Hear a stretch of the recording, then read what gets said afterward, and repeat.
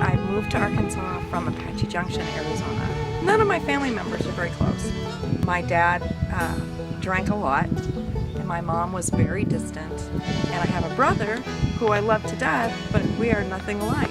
I spent a lot of time in an imaginary world, frankly. I was married and had 2 girls, Autumn and Ashley, and then was divorced, got married again, and then my son. So I had 3 children.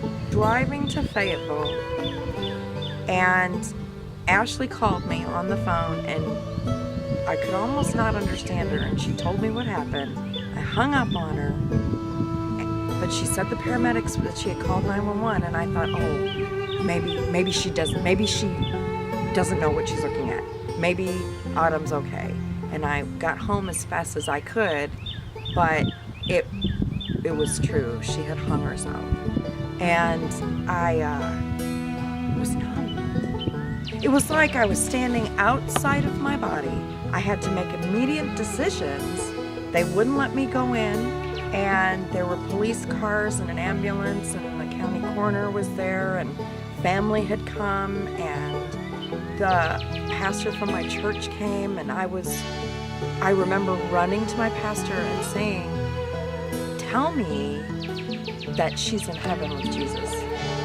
And I grabbed him by his shirt and said, "Tell me that she's in heaven."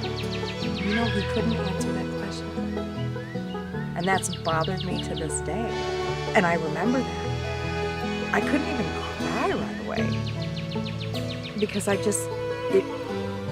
was surreal. It was happening to everybody else and not me. It was just like an out-of-body experience. That's about the best I can explain it. I prayed for 7 years what I needed to do. I wanted to make a difference somehow. And the worst thing for a parent that loses a child is that everybody's going to forget that child. So I prayed. I promised the day of her memorial service that I was going to do something.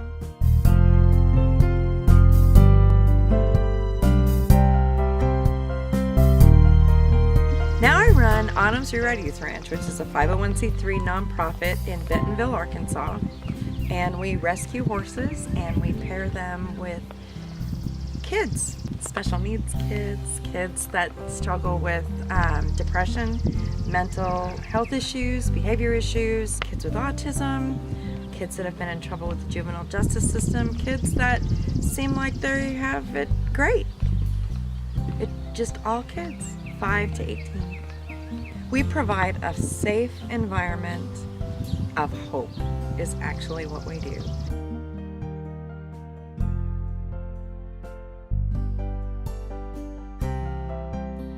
My life at the ranch, I have far too much fun than anybody should ever have. I mean, quite frankly. I mean, it's a lot of work, but I love it.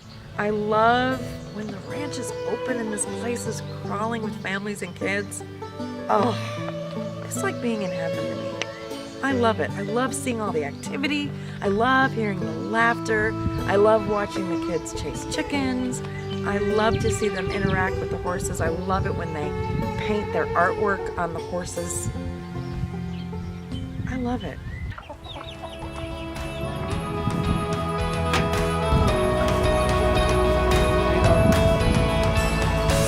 Hey boy. Community helps the ranch by coming out. Walmart's come out. The Bentonville Church of the Nazarene helped build the barn that Jesus built out here. I have a lot of different groups that have come out to help do cleanups. Teen Action and Support Center come every week in the summer. I've had different groups do fundraisers for us. And then the community in and of itself, I've had a lot of private people want to give financially or donate supplies or things of that nature.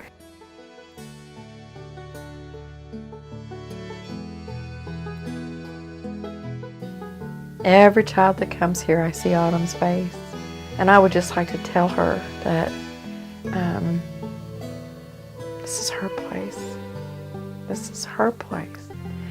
It's God's place, but it's also Autumn's place. And I just feel her presence all the time.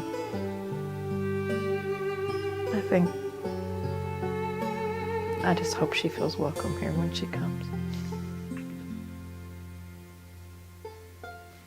I think that if I was to say one more thing, it would just be for kids that are contemplating suicide or are struggling with things like depression or those tough things in their life, to just seek out help and just hang on, because they have value. They are important. God has a plan for them. They just need to hang on and find out what that is.